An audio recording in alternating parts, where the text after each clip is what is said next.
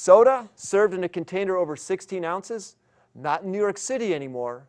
An important discussion about Mayor Michael Bloomberg's so-called soda ban, next on Interlocution.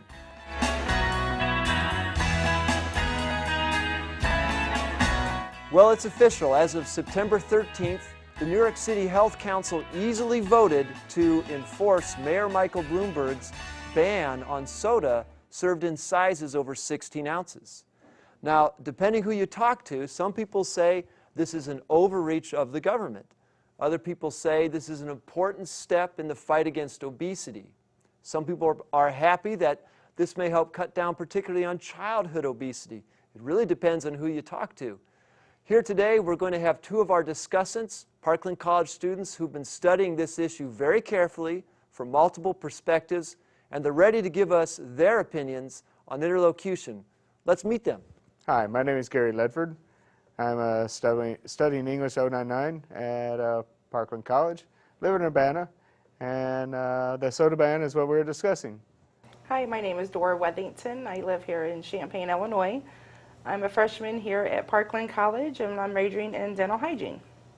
Hey, Gary, Dora, I don't know about you, but I had a lot of fun studying this particular issue. What about you? It was fun. I learned a lot more about it than I thought I would learn. Yeah, it's surprising. It seems like it's, soda, what are we going to learn? But actually, you do end up learning a lot, don't you? Well, it seems kind of insignificant, but yeah. I learned quite a bit more than I ever knew before. How about you, Dora? I learned a lot. I learned about the harmful effects that soda has on your body that maybe I didn't realize before. Great. Well, we'll get a chance to talk about what we personally learned maybe later on in the program. But for right now, probably everyone who's going to watch this show probably knows something about what's happening in New York City, that they're banning soda, or you can't get a soda, or something like that. But let's try to break it down for them. What really happened with this soda ban? I really didn't look at so much of a soda ban as it's. They said soda ban so it would cause a controversy to get people talking about it. It's more, actually what it is, it's not a ban, it's a soda limit. They're limiting the sizes down to 16 ounces. And 16 ounces puts you into fairly a little, from my research, a little above what your sugar calorie intake should be per day. But at the same time, it's closer than what they've had in the past with the supersize and big gulps and everything else. Okay, so it's not a soda ban. No, it's not a soda ban. Okay, Dora, what do you say? Not a soda ban, huh? Not a soda ban. They're Okay. just limiting the size on your soda that you can get in restaurants, movie theaters, the truck restaurants that are out, the street vendors. Well, so many of the talk shows we saw, the clips and things we read, people are saying, why is Michael Bloomberg even bothering with soda of all the issues? So what do you think? Why did the mayor bother with this, proposing this soda limitation in the first place? He's obviously concerned about obesity in New York. And not only in New York, but if you take a look around our nation, the obesity rate that's going on now. And not only that, but what it's causing in our healthcare systems, our emergency care systems, mainly our emergency care, as well as family medicine for anyone that's just slightly morbidly obese. It's draining us and it's killing us. Okay. He's starting the dialogue. He's getting things rolling on obesity, and Michael Bloomberg's and his realm, in my opinion, is he's doing this to get the ball rolling, to get us talking about it and get us engaged in this. So he wants to get us engaged with obesity. Do you agree with that, Dora? That this is about getting us engaged in obesity Yes, and talking I do about agree obesity. with that. The obesity rate in the United States is out of control, and it's costing us billions of dollars every year. Well, let's see if we can connect some dots for some of the viewers. What's going on with obesity in America? Do you have any statistics or anything like that stuck out in your mind? One was that it's costing $147 billion a year for the healthcare system for obesity. Yeah, you're referring to the CDC. In effect, I have it right here. The health costs of obesity in the United States, this is according to the RTI and the CDC, Center for Disease Control. It's estimated it costs $147 billion annually in healthcare costs related to obesity. So you think that's a big deal, Dora? Yes, to me that number it's so far out of control. We've got to try to get this under control before it gets any worse than what it is right now. Okay. Anything else about obesity that you remember studying that might tell us why Mayor Michael Bloomberg is bringing the soda limitation about? If you just take for example, and I cannot recall the precise poll that I saw from 1978 to 2008, our nation's type 2 diabetes has more than tripled. It has more than tripled. We're taking more and more money out of the economy, more and more money out of the taxpayers' pockets to help in obesity, to help with type 2 diabetes, and as well as other health care costs, heart transplants,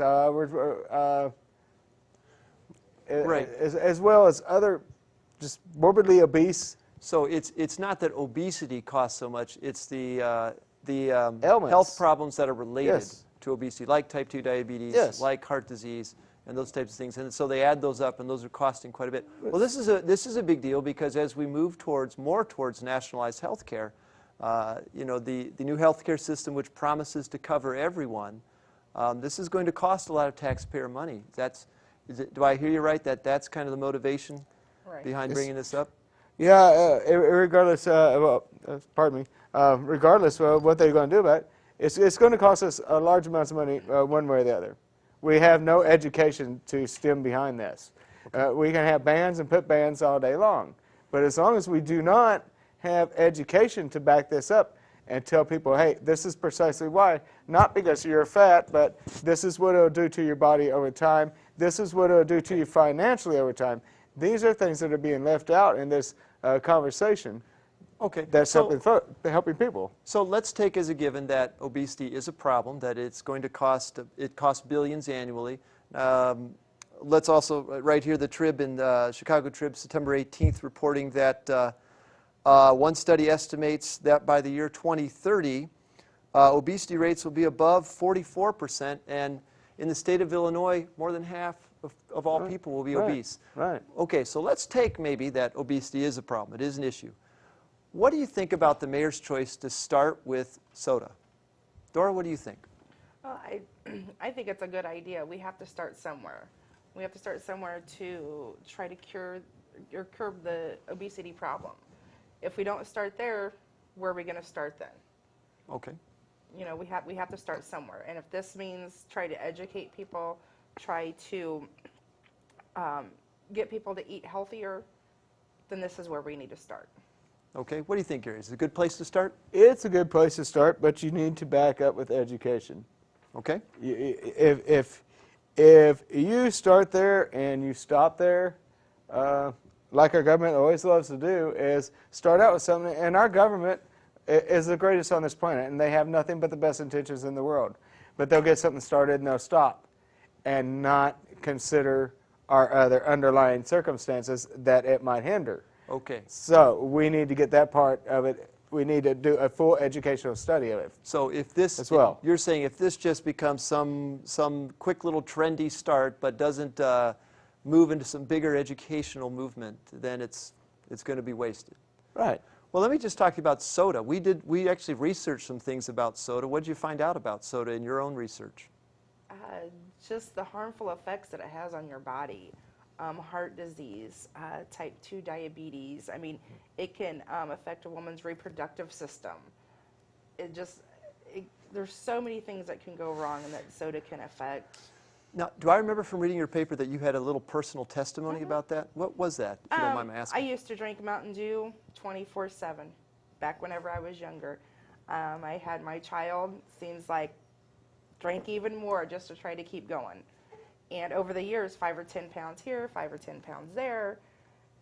Thought I could lose it. Well, as I get older, I can't lose it. I had to mainly cut out soda. I do only have one a day because it did start causing some health problems. The doctor just pretty much said you need to get off of it, or you're not going to be around to see your grandkids. You know, I had a lot of students.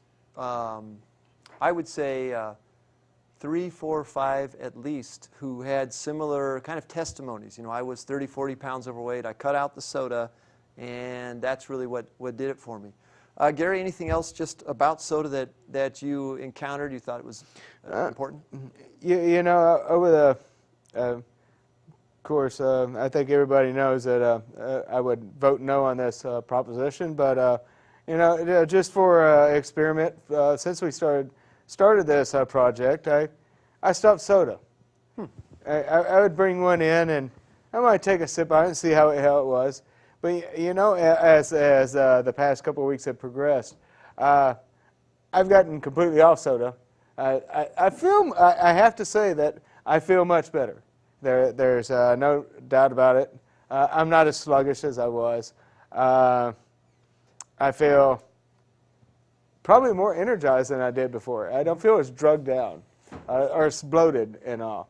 So I tried that for a couple weeks, and I'm doing better for it. Well, that's interesting. Remember the video we saw of the experiment where they boiled down a 12-ounce can of cola and found that it contained 7.5 teaspoons of sugar. And if you remember, the guy in the video gave us a challenge. He said, try this at home. Take just a teaspoon of sugar, put it in 12 ounces of water, sip it, put 2 teaspoons, then 3, then 4, then 5. Try to get this down. And he said, you know, obviously he's implying that it would just be impossible. You know what the lovely thing about that a bit of research that he had there was that was private research. That wasn't publicly funded. That wasn't done by that wasn't a study that was completed by the government. That was privately done. And that's my other gripe. We get government into things, and it becomes so inefficient. And when we start spending, start throwing good money after bad, and here we are, it just yet into another pickle. So you're maintaining that, hey, this was a private video, which it was. Maybe we don't need government bans; they don't have to step in. But if we have more people who took the time to, you know, look at the cola and see it says 39 grams, and that means 7.5 teaspoons. Say if more private people would do that, you wouldn't need the government. Right. Okay, well, so far, we've talked about how obesity rates are climbing, the health problems with obesity. Sounds like we think it's a reasonable start, this soda ban, but we know there are people who are very much against the soda ban, and when we come back, we'll talk about the arguments against Mayor Michael Bloomberg's soda limit, right? We'll see you in a minute.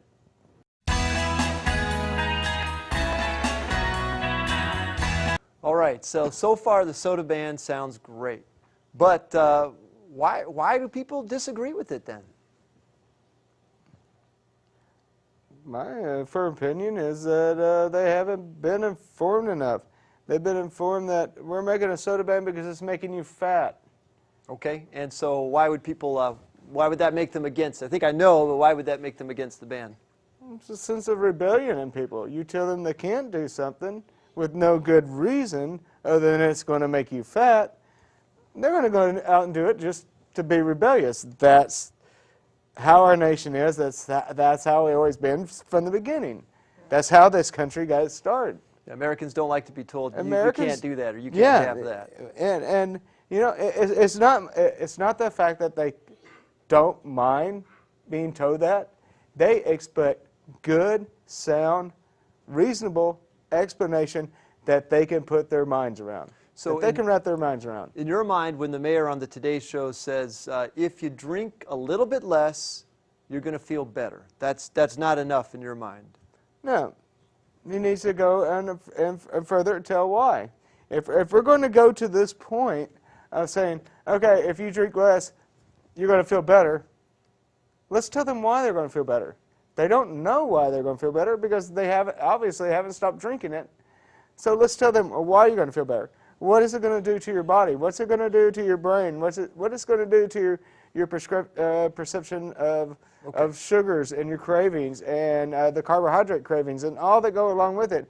If you curb this, if you curb this sugar and this high fructose corn syrup intake. Okay, so you're saying some people are just, all they're hearing is you can't have it, and that makes them mad. Right. That sounds like the America I know. Well, Dora, what about you? What are people saying? Why are they against the soda ban? I'll have to agree with Gary. Us as Americans, we do not like to be told what we can and cannot do by the government. That's just plain and simple. But I think if they would be given more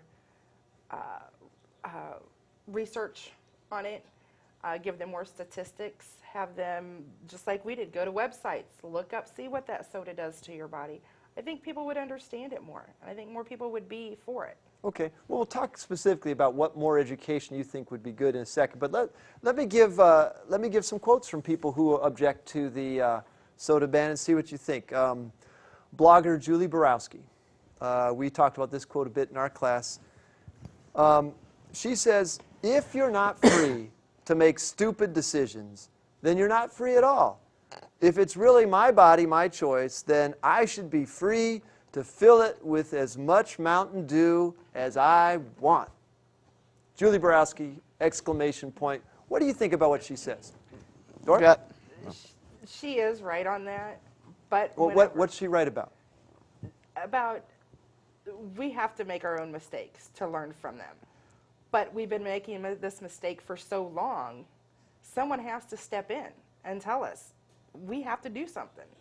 If we're not going to take it upon ourselves to cut back on soda, cut back on everything else that is bad for us, then the government has to step in.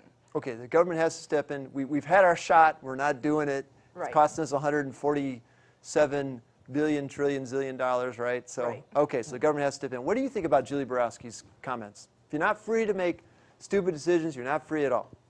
She's spot on. And the reason why she's spot on is this wonderful union of ours was made out of a trial and error. It's trial and error, and because we have trial and error, just because we make an error does not preclude that the government has the right to jump in and fix things for us and to be our nannies. We have the right to make mistakes and then fix those mistakes as well. Okay.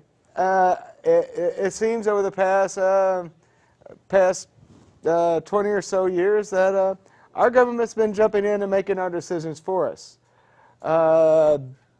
This is the land of the free.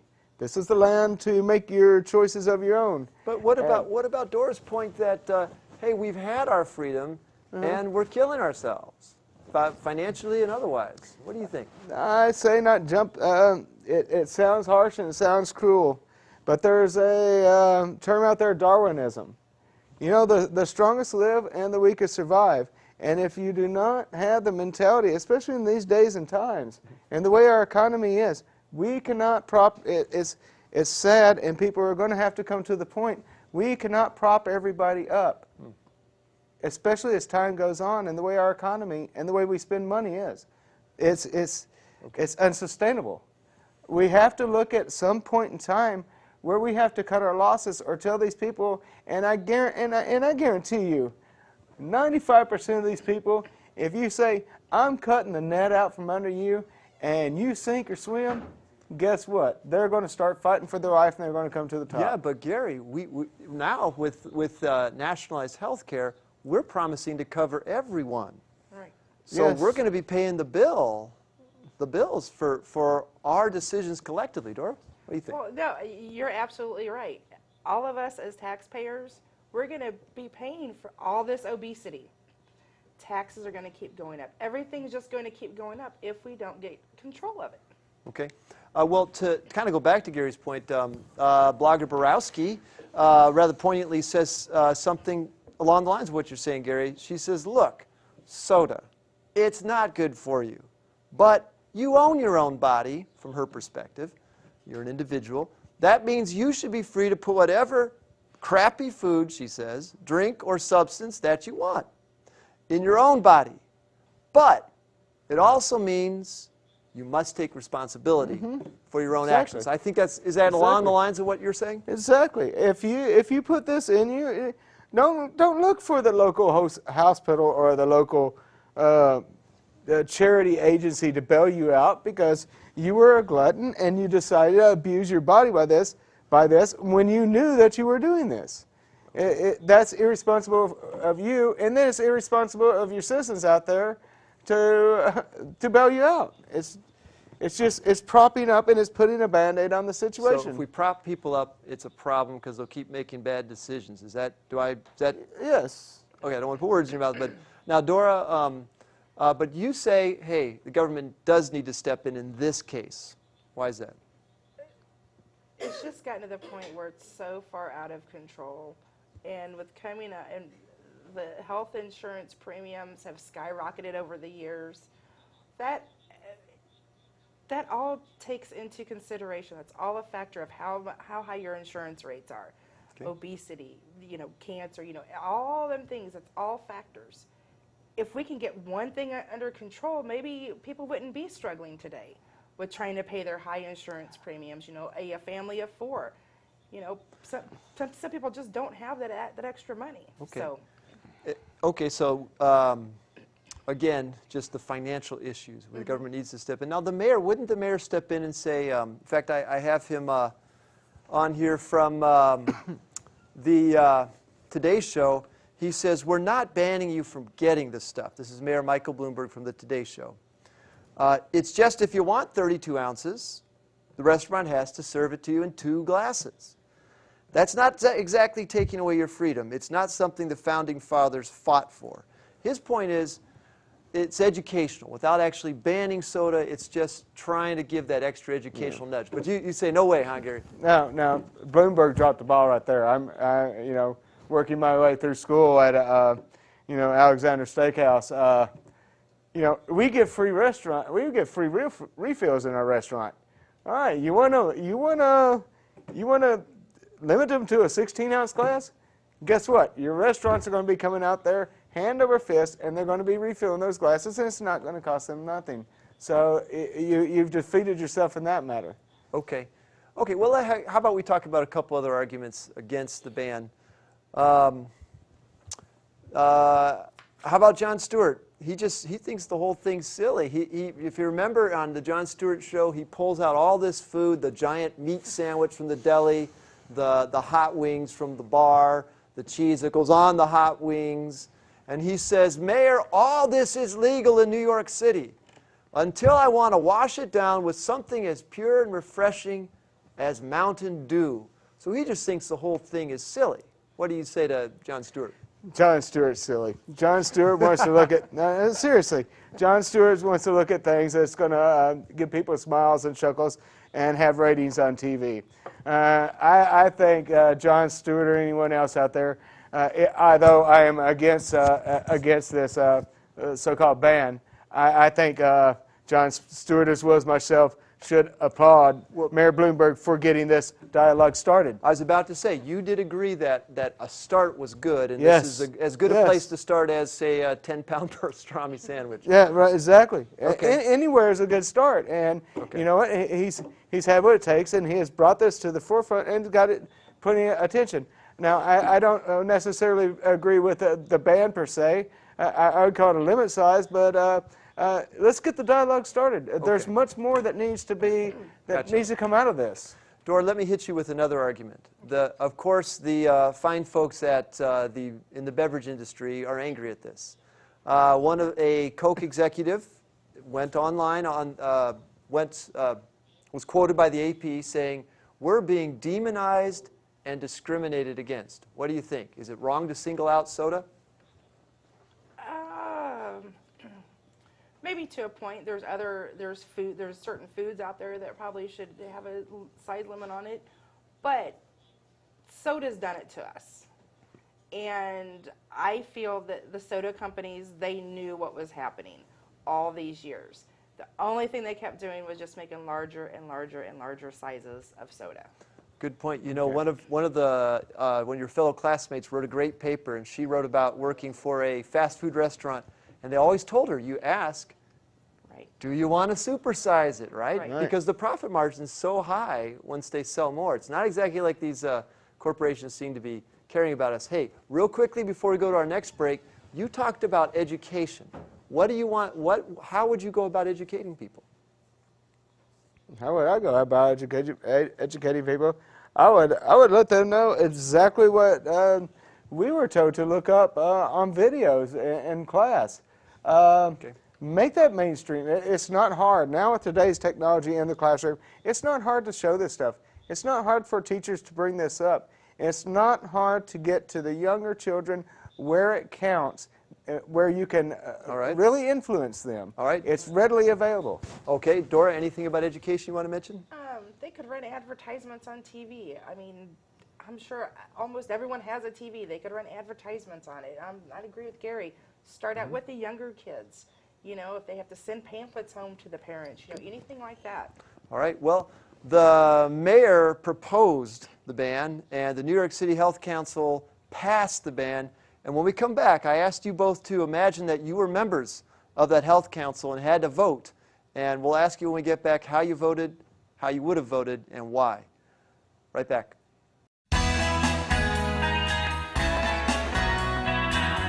Okay, the mayor proposes, and then the council has to pass it.